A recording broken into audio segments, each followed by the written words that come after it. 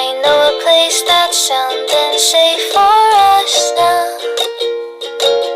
No need to hide or say goodbyes, leave them out. Evaluasi pembelajaran tematik. Yang pertama, pengertian evaluasi pembelajaran tematik. Yang kedua, metode penelitian pembelajaran tematik. Yang ketiga, teknik pembelajaran tematik. Dan yang keempat, bentuk evaluasi pembelajaran tematik. Nah, mari kita bahas yang pertama, yaitu pengertian evaluasi pembelajaran tematik. Evaluasi pembelajaran tematik adalah proses penilaian dan pengukuran terhadap hasil belajar siswa dalam konteks pembelajaran tematik. Evaluasi ini bertujuan untuk mengevaluasi pemahaman siswa terhadap materi pembelajaran, kemampuan siswa dalam mengaplikasikan pengetahuan dan keterampilan yang telah dipelajari, serta untuk memberikan umpan balik kepada siswa dan guru mengenai kemajuan belajar siswa. Nah, jadi evaluasi pembelajaran tematik ini melibatkan berbagai aspek penilaian seperti pengetahuan tentang istilah-istilah, definisi, fakta, konsep, metode, dan prinsip-prinsip yang terkaitan dengan tema pembelajaran. Evaluasi juga dapat melibatkan penilaian terhadap kemampuan siswa dalam meningkatkan informasi, pemahaman konsep, penerapan pengetahuan dalam situasi nyata, serta kemampuan berpikir kritis dan kreatif. Nah, jadi evaluasi pembelajaran tematik ini adalah proses dan pengukuran terhadap hasil belajar siswa dalam konteks pembelajaran tematik dengan tujuan untuk mengevaluasi pemahaman siswa, memberikan umpan balik, dan merencanakan pembelajaran selanjutnya. Nah, yang kedua kita akan membahas metode penelitian pembelajaran tematik. Metode penilaian dalam pembelajaran tematik ini dapat mencakup berbagai teknik seperti penilaian formatif dan sumatif, observasi, tes tertulis atau penugasan, proyek, presentasi, dan portofolio. Nah, metode penilaian yang digunakan harus sesuai dengan karakteristik pembelajaran tematik yang menekankan pada integrasi antar mata pelajaran dan penerapan pengetahuan dalam konteks kehidupan sehari-hari. Nah, yang pertama ada penilaian formatif. Penilaian yang dilakukan secara berkelanjutan dalam proses pembelajaran untuk membantu perkembangan dan pemahaman siswa.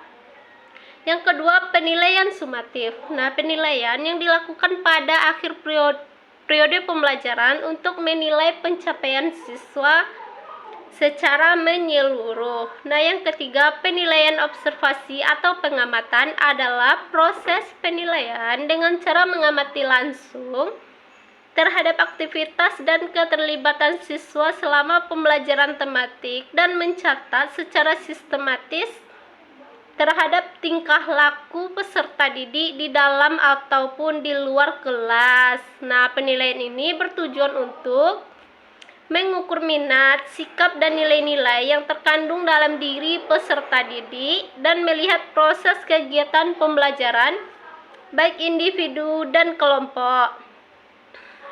Yang keempat, penugasan. Nah, metode ini melibatkan pemberian tugas atau proyek kepada siswa untuk menunjukkan pemahaman dan penerapan konsep dalam pembelajaran tematik.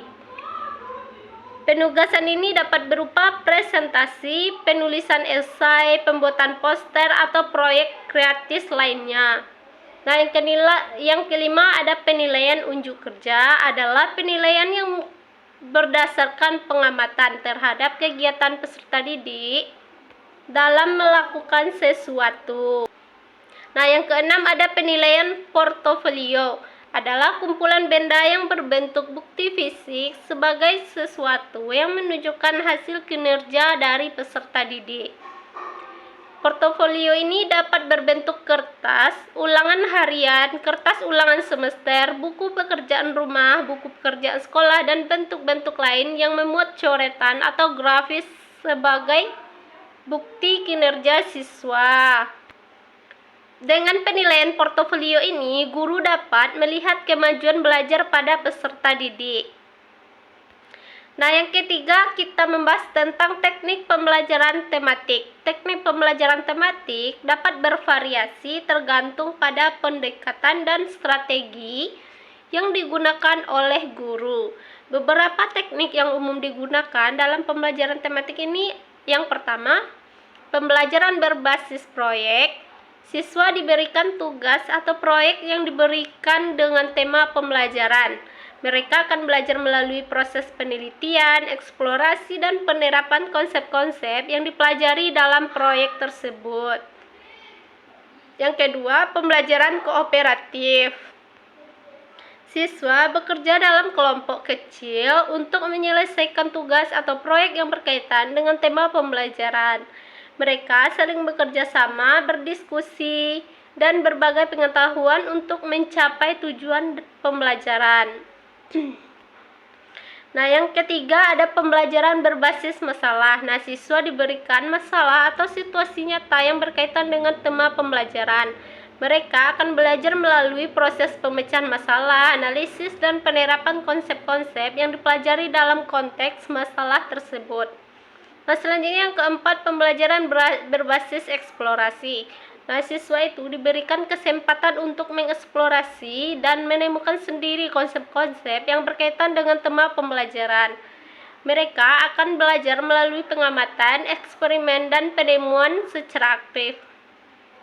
Nah, selanjutnya yang keempat, kita akan membahas tentang bentuk evaluasi pembelajaran. Ada beberapa bentuk pembelajaran tematik yang umum digunakan. Yang pertama, proyek berbasis tema. Nah, siswa itu mengerjakan proyek berbasis tema yang melibatkan penelitian, eksplorasi, dan presentasi. Misalnya itu jika temanya adalah keanekaragaman hayati. Nah, siswa dapat melakukan penelitian tentang spesies lokal, membuat informasi, dan mengadakan presentasi di depan kelas. Nah, yang kedua, pembelajaran berbasis masalah. Siswa diberikan masalah atau tantangan dalam konteks tema tertentu, dan mereka harus menggunakan pengetahuan dari berbagai mata pelajaran untuk mencari solusi. Misalnya itu jika temanya adalah pencemaran air, siswa itu dapat menganalisis data tentang kualitas air di daerah mereka, belajar tentang dampaknya terhadap lingkungan, dan mengusulkan solusi untuk mengurangi pencemaran air. Nah, yang ketiga, simulasi atau permainan peran. Siswa terlibat dalam simulasi atau permainan peran yang berkaitan dengan tema pembelajaran. Nah, misalnya itu seperti jika temanya adalah sejarah peradaban kuno. Nah, siswa itu dapat berperan sebagai tokoh sejarah penting, membangun model pembangunan kuno, atau mengikuti proses perdagangan kuno. Nah, yang keempat ada kunjungan lapangan. Siswa itu melakukan kunjungan ke lapangan ke tempat-tempat berkaitan dengan tema pembelajaran untuk mendapatkan pengalaman langsung. Nah, misalnya itu jika temanya seperti ekosistem pantai. Nah, siswa itu dapat mengunjungi pantai, mengamati keanekaragaman hayati, dan mempelajari dampak manusia terhadap ekosistem. Yang kelima, kolaborasi kelompok. Siswa bekerja dalam kelompok untuk menyelesaikan proyek atau tugas yang berkaitan dengan tema pembelajaran. Melalui kolaborasi, siswa dapat belajar dari satu sama lain dan mengembangkan keterampilan sosial. Misalnya itu yang temanya seperti pangan lokal. Nah, siswa dapat bekerja secara kolaboratif untuk membuat kampanye promosi makanan lokal di sekolah mereka. Bentuk pembelajaran tematik ini bertujuan untuk memberikan pengalaman belajar yang menyenangkan, relevan, dan terintegrasi antara mata pelajaran dengan melibatkan siswa secara aktif dan mengaitkan pembelajaran dengan kehidupan sehari-hari. Pembelajaran tematik dapat meningkatkan motivasi dan pemahaman siswa. Sekian materi hari ini, kita akhiri dengan wassalamualaikum warahmatullahi wabarakatuh.